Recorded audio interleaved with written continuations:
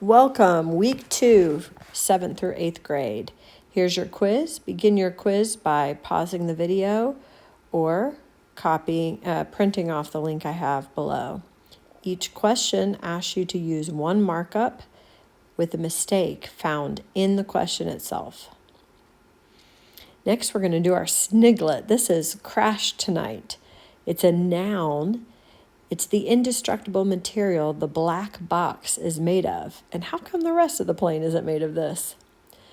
One more fun sniglet from Rich Hall's When Sniglets Ruled the Earth. I think it's a combination between crash and kryptonite, Superman's allergy, but very fun, probably because of the word indestructible. Next, we're going to talk about our Shakespeare quote that we use in everyday language. This is the phrase, his own flesh and blood, from Hamlet by Shakespeare. Have you heard that? He cannot deny his own flesh and blood. That came from Shakespeare. And then we have our proverb.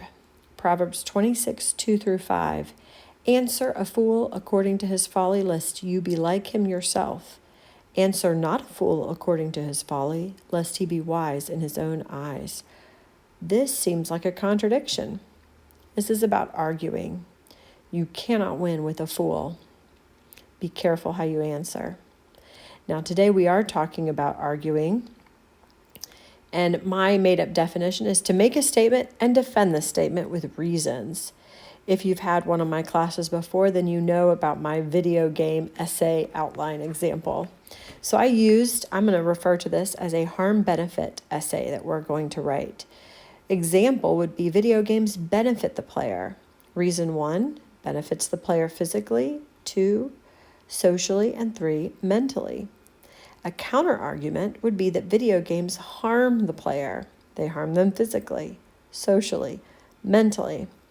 I want you to write your own harm and benefit essay using a thesis that mirrors the one I've given you, and an outline. You're going to write 2 different essays, 2 sides to an argument.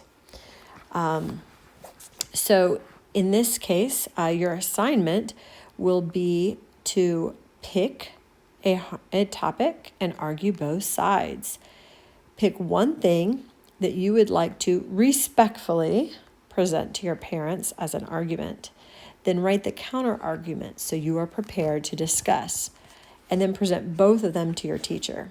In that, you're going to include your heading, name, date, and assignment, a title, at least 5 paragraphs, 3 to 5 sentences each, typed and turned in on time to your teacher by the next class.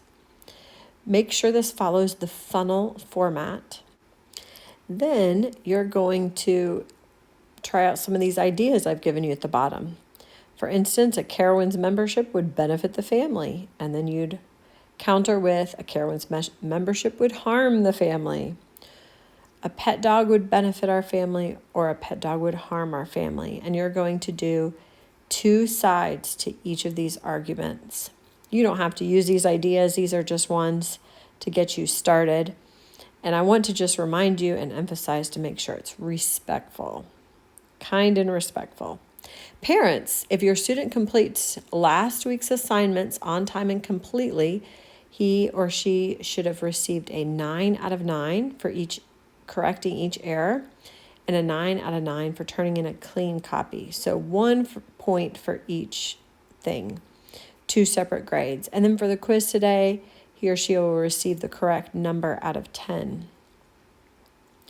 I will follow this at the very end with the correct answers. And then for today's assignments, they'll receive 7 points for both short essays if they meet each of the 7 requirements: the heading, the argument, the outline, and turning it in on time. All right.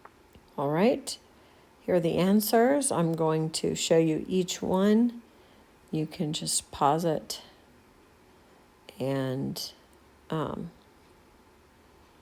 or walk through it as you go.